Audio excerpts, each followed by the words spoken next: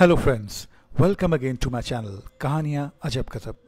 तो फिर से ले आया हूँ फ्रेंड्स आप सब लोगों के लिए एक नई और यूनिक स्टोरी। और स्टोरी का नाम है voice of the dark. And friends, इस स्टोरी को लिखा गया है राइटर आर सोलोमन ने। तो friends, let's start with voice of the dark. कहानी शुरू होती है सन 1800 के मध्य से। और फ्रेंड्स, ये कहानी है दो अति प्रिय दोस्तों की जो कि उत्तरी अमेरिका के अलास्का प्रदेश में रहते थे। अक्सर ये इलाका ग्रिजली भालुओं के लिए और अन्य वन्य जीवों के लिए जाना जाता है। ये दोनों दोस्त बेहद करीबी थे। एक दूसरे के परिवारों में आना जाना, साथ गिरजाघर प्रति इतवार को जाना, साथ खाना पीना, त्योहार मनाना इत्यादि इनकी जीवन शैली में शामिल था। ये थे क्रिस्टोफर और एलन। इनका पूरा नाम जेम्स क्रिस्टोफर और जॉन एलन। वह दोनों अक्सर एक दूसरे के घर पर रुकते जब उनके परिवार वाले कहीं घूमने जाते या उनकी पत्नियां अपने अपने घर। अक्सर वह जब अकेले होते तो एक दूसरे से देर रात तक बातें करते, खूब शराब पीते और अपने कॉलेज के दिनों को याद करते। एक दिन क्रिस्टोफर ने एलन से कहा, यार बहुत दिन हो गए हैं, मैं तुम्हारे साथ शिकार पर नहीं गया। और फिर इससे पहले कि बर्फ पड़ने लगे यानी बर्फ का मौसम शुरू हो जाए, हम एक शिकार के टूर पर जा सकते हैं। चलो ठीक है, एलन बोला, मगर हमारे पास तो कुछ खास इंतज़ाम नहीं है इस जंगल के टूर पर जाने के लिए। वो तो है, मगर हमारे पास अब भी हमारी राइफल्स हैं और चालू हालत में भी हैं, क्रिस्टोफर ने कहा। एलन बोला, मगर बाकी सामान का क्या, हमारे कंपास, दूरबीन, आग जलाने का, खाना पकाने का सामान इत्यादि। कोई बात नहीं, वो सब सामान हम ले लेंगे, क्रिस्टोफर ने कहा। तो चलो फिर पहले अपनी तैयारी कर ली जाए। हमें अपने सामान को इकट्ठा कर लेना चाहिए क्योंकि जंगल में कोई भी चीज़ हमें नहीं मिलेगी। और अगले ही दिन दोनों बुधवार की सुबह मिले और अपने अपने घर से पैसे उठाकर चल दिए। और वे पास की दुकानों पर गए जहां उन्होंने जंगल में कैंपिंग करने का सारा सामान खरीदा। दूरबीन, आग जलाने का सामान, कंपास, अपने अपने घोड़ों के लिए नए हॉर्स शूज़ और अन्य सामान। ये सब सामान खरीद कर एलन ने कहा, डियर क्रिस्टोफर, तुम एक महत्वपूर्ण चीज़ तो भूल रहे हो, हमारी राइफल्स की गोलियां। अरे हाँ, सो तो है, चलो कल दोबारा आकर राइफल्स की गोलियां ले लेंगे। देखो क्रिस्टोफर, कोई कंजूसी मत करना गोलियां खरीदने में, प्लीज़। पूरे पूरे 3 से 4 डब्बे अपने पास रखना, ना जाने जंगल में कब किस वक्त ये चीज़ें हमें इस्तेमाल करनी पड़ जाएं। और तुम तो जानते ही हो कि वो इलाका ग्रिजली भालुओं का इलाका भी है। हाँ एलन सर, मैं ये सब बातें याद रखूँगा। आओ अब घर चलें। वह दोनों घर पहुंचे, एक दूसरे को बाय बाय कहकर अपने अपने घर चले गए। वह बृहस्पतिवार को फिर से मिले और अपनी अपनी राइफल्स की गोलियां खरीद लीं। क्रिस्टोफर ने एलन से कहा, यार हमारी कैंपिंग की डेट क्या है, क्योंकि आज तो सारी खरीदारी हो चुकी है। सुनो, आज बृहस्पतिवार है, हम कल सुबह तड़के ही निकल पड़ेंगे, एलन बोला। और शाम होते होते हम जंगल तक पहुंच जाएंगे। हाँ, कल सुबह निकलना ठीक रहेगा। दोनों दोस्तों ने आपस में विचार विमर्श कर अगले दिन सुबह जंगल में जाने की ठान ली। फिर हमेशा की तरह वह रात में अकेले हुए और शराब का दौर चला और दोनों अपने अपने पुरखों की शिकार की बातें करने लगे। एलन ने कहा, मेरे दादाजी ने एक घने भयानक जंगल में अकेले 2 रातें बिताई और एक भालू को मार कर लाए। तो क्रिस्टोफर ने भी पीछे ना रहने की ठानी और कहा, मेरे दादाजी ने तो अकेले निहत्ते ही एक खतरनाक बड़ी जंगली बिल्ली का सामना किया जो कि कद में लगभग एक बाघ के बराबर होती है। इतना सुनकर एलन थोड़ा उत्साहित हुआ, मगर अचानक रुक गया और बोला, सुनो क्रिस्टोफर, मेरे दादाजी ने एक बार मुझे जंगल की भटकती हुई आत्माओं के बारे में बताया था जो अक्सर किसी न किसी रूप में आपको दिख जाती हैं और वे हमेशा जंगल में ही वास करती हैं। और तो और उन्होंने यह भी कहा था कि आत्माएं पुराने राहगीरों की, जंगली लोगों की या फिर उन लोगों की होती हैं जिनकी जंगल में किसी वजह से मौत हो गई हो या कोई शख्स जानवर के हमले में मारा गया हो। क्रिस्टोफर ने एलन को देखा और तत्पश्चात जोर से ठहाका लगाया, यार तुम तो बिल्कुल नाटकीय बातें करते हो, कहीं तुम नाटक ड्रामों में काम तो नहीं करते, क्योंकि ये सारी बातें बहुत ही नाटकीय और मजाकिया हैं। अरे नहीं नहीं क्रिस्टोफर साहब, ऐसा बिल्कुल नहीं है। एक बात और दादाजी ने कहा था कि रात के समय ये आत्माएं बेहद सक्रिय होती हैं। अरे अरे कोई बात नहीं एलन सर, मैंने आपकी सारी बातों को मान लिया है, क्रिस्टोफर ने हंसते हुए बात को टाला। मगर एलन गंभीर सोच विचार वाला समझदार शख्स था और वह गहन चिंतन में खो गया। तभी क्रिस्टोफर बोला, अरे जल्दी जल्दी अपना जाम खत्म करो एलन सर, खाना नहीं खाना है, और हाँ, कल सुबह तैयार रहना, जल्दी निकलना है। हाँ, मगर एक बात बताओ क्रिस्टोफर, आपके घर के लोग कहाँ गए हैं और कब आएंगे? अरे मेरे घर वाले तो सब मेरी मौसी के यहाँ गए हैं और सोमवार को आएंगे। और आपके घर का क्या हिसाब है एलन सर? मेरी बीवी बच्चे अपने नानी के यहाँ गए हैं, मंगलवार को आएंगे। तो इसका मतलब हमारे पास पूरा शनिवार और इतवार होगा शिकार के लिए, क्रिस्टोफर बोला। हाँ, मगर शिकार इन दोनों दिनों में नहीं मिला तब क्या? तब कोई बात नहीं, हम समझेंगे कि बस जंगल घूमकर या पिकनिक बनाकर आ गए। तो भी ठीक है, मैं समझ गया। ये कहकर दोनों दोस्त खाना खाने चले गए और इसके बाद अपना कैंपिंग का सामान चेक करके सो गए। अगली सुबह दोनों तड़के उठकर तैयार हो गए और सामान को ठीक ढंग से रखने लगे। चलो एलन, अब सारे सामान को घोड़ों पर लाद दो, लेकिन सबसे पहले इन दोनों घोड़ों पर कंबल डालो ताकि वहां की ठंड से इन घोड़ों को कोई नुकसान ना हो। हाँ, ऐसा ही करता हूं, एलन बोला। अपने उस पालतू कुत्ते यॉर्क को भी साथ ले लेना, जंगल में भटक गए तो वही रास्ता ढूंढेगा, क्रिस्टोफर फिर से एलन से बोला। जी हाँ ज़रूर क्रिस्टोफर सर, वह तो पहले से ही तैयार है जंगल में जाने के लिए। यॉर्क इन कामों में बहुत तेज है। Oh very good. इस तरह से वे सारी तैयारी संपन्न करके अपने अपने घोड़ों पर घर से निकल पड़े। घोड़े काफ़ी वजनी, लंबे एवं तगड़े थे। वो सामान के भार के साथ भी बेहद आराम से सफर तय कर रहे थे। यॉर्क एलन का पालतू कुत्ता था, जो कि एक जर्मन शेफर्ड था। उसके आगे वह एलन की गोद में बैठा हुआ था, क्योंकि जंगल के सफ़र में उसे नीचे छोड़ना काफ़ी खतरनाक हो सकता था और किसी भी जंगली जानवर का हमला उस पर हो सकता था। वे दोनों धीरे धीरे जंगल में बढ़ते चले जा रहे थे। दोपहर तक वे बेहद हसीन वादी के मध्य में थे। फिर एलन ने कहा, क्रिस्टोफर सर, थोड़ा रुक कर कुछ खा लें, थोड़ा सुस्ता लें, फिर आगे बढ़ेंगे। ठीक है एलन, थोड़ी देर तक रुक जाते हैं। मगर क्या है लंच के लिए? अरे मैंने आपको नहीं बताया, मैं तो लंच के लिए चिकन सैंडविच और चिकन सॉसेजेस लाया हूँ और मिर्च वाली मेयोनीज सॉस के साथ इनको खाते हैं और थोड़ी सी रम भी पियेंगे। वाह, बहुत बढ़िया। चलो पहले आग जलाकर थोड़ी गर्मी प्राप्त की जाए। आग जला ली गई और घोड़ों को भी पेड़ से बांध दिया गया। घोड़े भी अब सुस्ताने लगे थे और पास की घास को चरने लगे थे। वह खाने बैठ गए। गर्मा गर्म सॉसेजेस के साथ रम माहौल को खुशनुमा बना रही थी और इससे उनकी थकान भी दूर हो रही थी। कुछ कच्चा मांस जो एलन यॉर्क के लिए लाया था वह उसको खाने को दिया। वह दोनों अब इन हसीन सफ़ेद नीली पहाड़ियों को निहार रहे थे और प्रकृति की तारीफ कर रहे थे। 1.5 घंटा रुकने के बाद वे दोनों फिर से चल दिए और अब यॉर्क क्रिस्टोफर के घोड़े की पीठ पर बैठा था। धीरे धीरे शाम होने लगी, मगर अब भी उनकी मंजिल 2 किलोमीटर की दूरी पर थी और बीच में एक पुल था जिसे धीरे धीरे ही पार किया जा सकता था। क्योंकि पुल थोड़ा नाजुक था, किसी किस्म की लापरवाही उनके लिए आफत बन सकती थी। यानी एक समय पर सिर्फ एक घोड़ा, वो भी बिना सवार, सिर्फ सामान के साथ वहां से जा सकता था, यानी कि उस पुल को पार कर सकता था। स्थिति को देखते हुए एलन बोला, अरे क्रिस्टोफर यार, एक काम करो, पहले तुम अपने घोड़े को सामान के साथ भेजो। यॉर्क उसके पीछे पीछे उसे एस्कॉर्ट करेगा और उसको दूसरे छोर पर रोक कर रखेगा।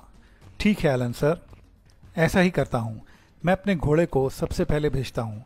क्रिस्टोफर ने अपने घोड़े को सबसे पहले भेजते हुए यॉर्क को उसके पीछे पीछे जाने दिया। शाम का समय था और ठंडी हवा के थपेड़े और भी तेजी से एलन और क्रिस्टोफर के गालों को छू रहे थे। नाकाबिले बर्दाश्त ठंडी हवा जो हाथों को सुनकर रही थी, कुछ ही मिनटों में यॉर्क के भौंकने की आवाज़ सुनाई दी। यानी कि क्रिस्टोफर का घोड़ा दूसरी ओर पहुंच चुका था। अब एलन ने क्रिस्टोफर से कहा, अब तुम जाओ और यॉर्क को यहाँ भेज दो। क्रिस्टोफर ने बहुत देखभाल के पुल को पार किया और यॉर्क को अपने घोड़े के पास पूंछ हिलाते हुए पाया। फिर क्रिस्टोफर ने यॉर्क को एलन की तरफ भेजा। एलन ने भी वैसा ही किया और सब ने उस पुल को सुरक्षित तरीके से पार कर लिया। अब वह दोनों बहुत घने जंगल के अंदर दाखिल हो चुके थे। वह उस घने जंगल के खतरनाक सन्नाटे को महसूस कर रहे थे और लगातार ठंडी हवाएं उनके गालों को छूकर जा रही थीं। हाथ पैर सुन्न हो रहे थे और बहुत देर घोड़ों के साथ चलने के बाद वह एक ऐसी जगह पर पहुंचे जहां पर घास कम थी और आसपास पेड़ भी कम थे। एलन बोला, ये जगह मुख्य कैंप के लिए ठीक है, यहीं कैंप लगा दिया जाए, क्या कहते हो? बहुत सही, क्रिस्टोफर बोला और फिर दोनों ने कैंप लगाना शुरू किया और करीब रात के 8 बजे तक उनका सारा कार्य खत्म हुआ। एलन बोला, ठंड बहुत बढ़ चुकी है सर, इसलिए अब आग जला ली जाए। और देखो, रात के अंधेरे में सुरक्षा बेहद ज़रूरी है, और आग आपको जंगली जानवरों से भी तो बचाएगी। हाँ ठीक है, तुम यहीं बैठो, मैं तुम्हारे कुत्ते यॉर्क को अपने साथ ले जाता हूँ। कुछ लकड़ियाँ लेकर आता हूँ, सूखी हुई। हाँ ठीक है, मगर ज़्यादा दूर मत जाना, वरना तो रास्ता भटक सकते हो। Okay Alan sir, see you in a moment. फिर क्रिस्टोफर लकड़ियाँ लाने गया और करीब आधे घंटे बाद वापस आ गया। यॉर्क ने भी एक लकड़ी का लट्ठा मुंह में दबाया हुआ था। जल्द ही आग जला ली गई और घोड़ों को नज़दीक के पेड़ से बांध दिया गया। वह भी आग की हल्की हल्की गर्मी अब महसूस करने लगे थे और पास की घास को चर रहे थे। ये दोनों दोस्त अब आग के पास बैठे हुए थे और रात के खाने की तैयारी कर रहे थे। एलन स्ट्यू पकाते हुए बोला, कल का शिकार कैसे करना है? हमारी शिकार की जगह क्या होगी? हम किस चीज़ का शिकार करेंगे? क्रिस्टोफर, बताओगे ज़रा? हाँ हाँ, सुनो, हम एक बड़े मूस का शिकार करेंगे। मूस एक बड़े हिरन की तरह का जानवर होता है। यह जानवर एक बेहद तीखी और ज़ोरदार आवाज़ करता है।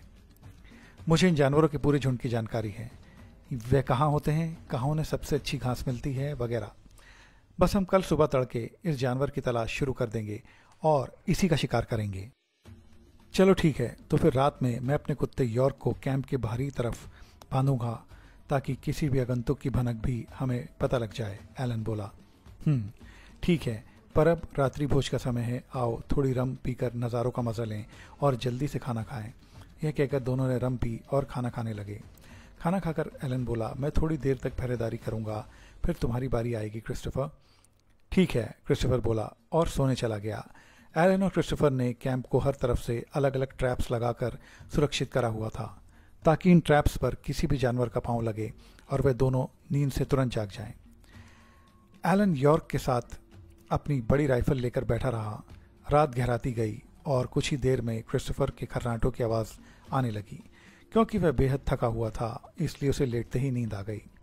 अब एलन यॉर्क के साथ रात के तारों को देखने लगा। जगमगाता आकाश अंधेरे में तारों के साथ बेहद आकर्षक लग रहा था और रात की बेहद ठंडी हवा और अलाव की गर्मी यानी कैंप फायर उस ठंडी हवा में बेहद आराम दे रही थी। रात 2 बजे तक एलन जगा, फिर उसने क्रिस्टोफर को उठाया। क्रिस्टोफर ने मुंह धोकर अपनी पहरेदारी दी, फिर दोनों ने 5 बजे मुंह हाथ धोकर सारी तैयारी कर ली और ख़ुद भी तैयार हो गए।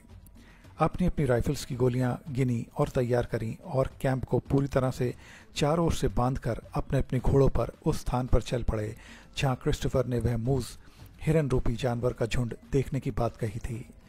2 घंटे चलने के बाद वह स्थान आ गया। वह एक सुनसान जगह थी, खाली, चारों ओर पहाड़ों से ढकी हुई, बस बीच में ऊंची घास थी।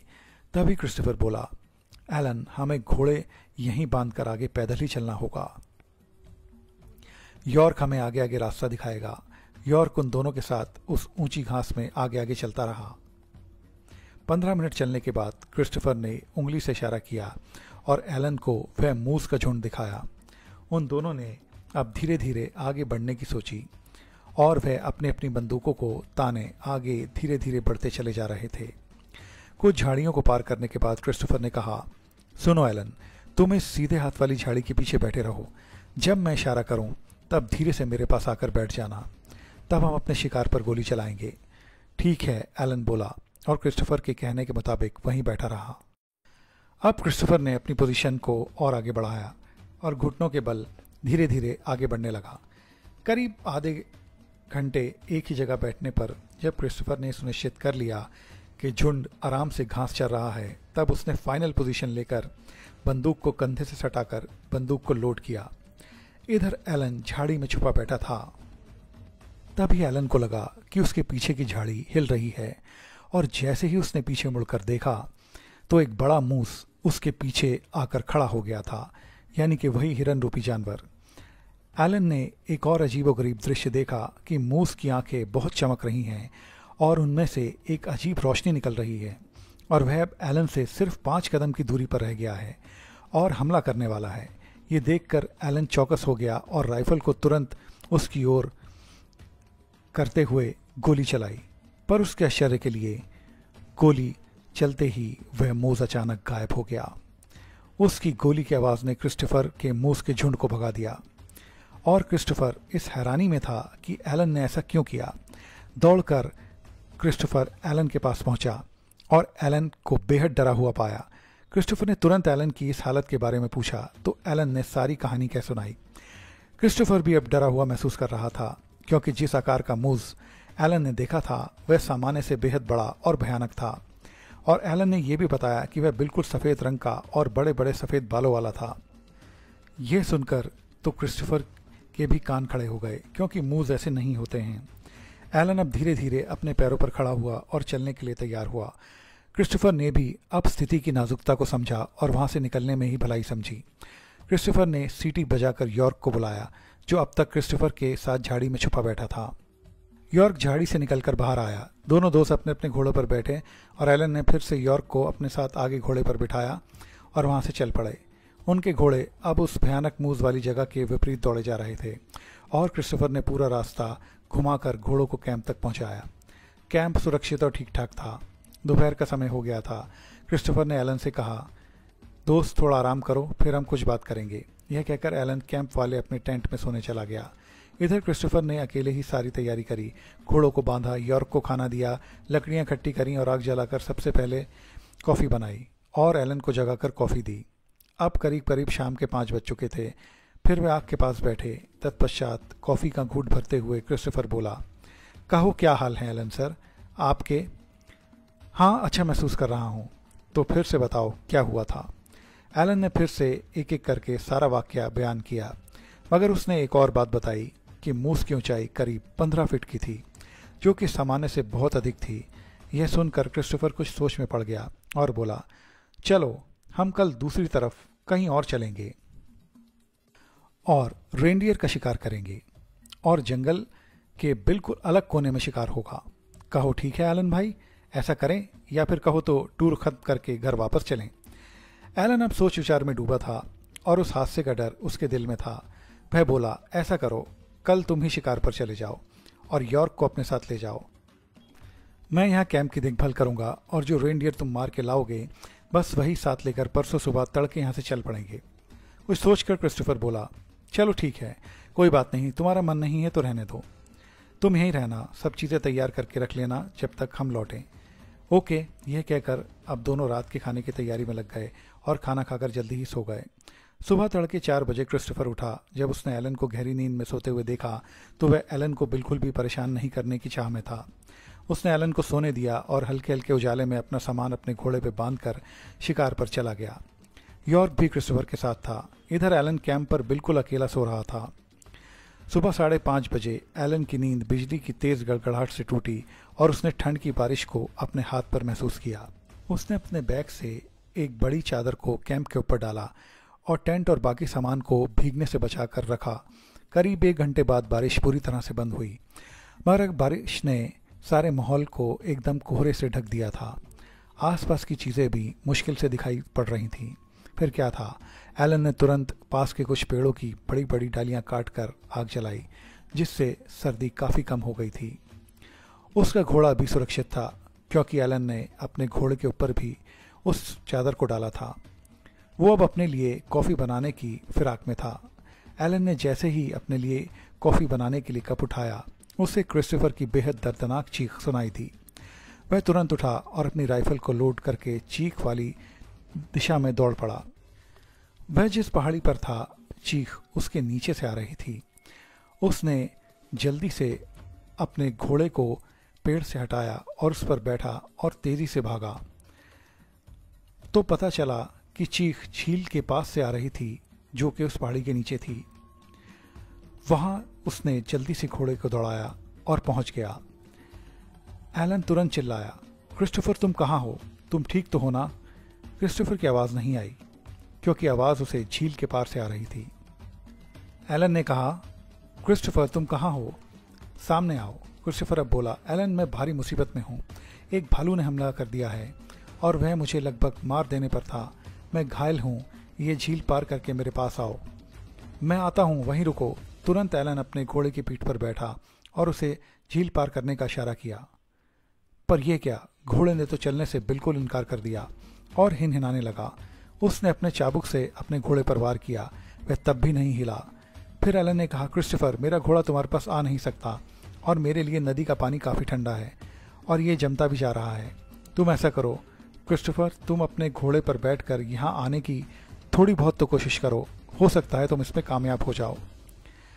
नदी का पानी इतना गहरा था कि घोड़े की गर्दन से वह नीचे ही था, मगर कोई भी मनुष्य उतने ठंडे पानी को ना तो सहन कर सकता था और ना ही किसी भी तरीके से उसे पार कर सकता था। हाइपोथर्मिया होने का बहुत खतरा उसके ऊपर मंडरा रहा था। इतनी देर में एलन को याद आया कि यॉर्क कहाँ है। कहीं उसे तो चोट नहीं आई, क्योंकि अभी तक एलन ने यॉर्क की आवाज़ को सुना भी नहीं था। एलन चिल्लाया, क्रिस्टोफर, यॉर्क कहाँ है? वह तुम्हारे साथ ही है ना? तभी दूसरी ओर से आवाज़ आई और उस आवाज़ ने वह खून जमा देने वाली बात कही, सुनो, यॉर्क भी घायल है और यॉर्क ने तो उस भालू पर गोली भी चलाई और मेरे अपने हाथों से झील से पानी लाया और मुझे पिलाया और मेरे घाव पर भी लगाया। इतना सुनकर एलन सन रह गया, क्योंकि यॉर्क तो उसका पालतू कुत्ता था। यानी अब सारा मांजरा एलन को समझ आ गया था कि यह क्रिस्टोफर नहीं बल्कि कोई दुष्ट बला है जो उसे वहां बुलाकर मारना चाहती है। अब एलन ने भी एक खेल खेला। वह बोला, तुम वहीं रुको क्रिस्टोफर, मैं कोशिश करके ये झील पार करता हूँ। और तुरंत एलन अपने घोड़े पर बैठा और उल्टे पांव दौड़ पड़ा। एलन को अब घोड़े के उस पार ना जाने की वजह समझ आ गई थी और उसे अपने दादाजी की वह भटकती आत्माओं के किस्से याद आ रहे थे। जैसे ही वह कैंप पर पहुंचा, उसे क्रिस्टोफर यॉर्क के साथ दिखाई पड़ा। क्रिस्टोफर ने बताया कि शिकार न मिलने के कारण वह लोग वापस आ गए। तभी एलन को घबराया हुआ पाकर क्रिस्टोफर ने उससे परेशानी की वजह पूछी। एलन ने सारी कहानी बताई। अब क्रिस्टोफर भी घबरा गया था। तभी दोनों दोस्तों के कानों में एक भयानक चीख सुनाई दी।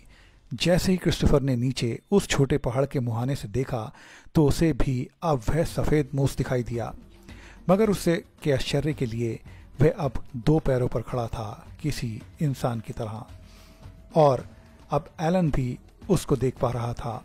वह दोनों उसकी तरफ देख रहे थे और उन दोनों की ओर वह भी घूर रहा था। यॉर्क भी अब जोर जोर से भौंक रहा था। दोनों शिकारियों ने जितनी जल्दी हो सका सारा सामान बांधा और एलन ने फिर यॉर्क को आगे बिठाकर कस के बांध दिया और वहां से भागने लगे। करीब 20 किलोमीटर तक उन दोनों को वह भयानक चीख सुनाई देती रही। फिर 3 घंटे और घोड़े दौड़ाने के बाद वह एक गांव के नज़दीक पहुंचे। वहां उन्हें कुछ और शिकारी भी मिले जिन्हें उन दोनों ने ये कहानी सुनाई। तब उन शिकारियों ने बताया कि जंगल का वह भाग जहाँ तुम दोनों थे वह श्रापित है और तुम्हें कभी भी वहाँ नहीं जाना चाहिए था। शुक्र है तुम दोनों जिंदा वापस आ गए। यह सुनकर दोनों ने चैन की सांस ली और उन शिकारियों से वार्तालाप करने लगे। उन दोनों ने रात वहीं बिताई और अगले दिन अपने अपने घर के लिए रवाना हो गए, इस वादे के साथ कि वह अब इस जंगल में कभी वापस नहीं आएंगे। तो फ्रेंड्स, ये थी कहानी वॉइस ऑफ द डार्क। ये कहानी आपको कैसी लगी प्लीज़ कमेंट करके ज़रूर बताएं। मेरे चैनल को लाइक, शेयर और सब्सक्राइब ज़रूर कीजिए। फ्रेंड्स, मेरे और भी इंटरेस्टिंग वीडियोस आपको मेरे चैनल पर मिल जाएंगे। उन्हें भी अपने फ्रेंड्स और फैमिली के साथ ज़रूर एंजॉय कीजिए। मेरे चैनल पर बने रहने का आप सब लोगों का बहुत बहुत शुक्रिया। तो मिलते हैं फ्रेंड्स आप सब लोगों से मेरी अगली इंटरेस्टिंग स्टोरी में। तब तक के लिए बाय बाय।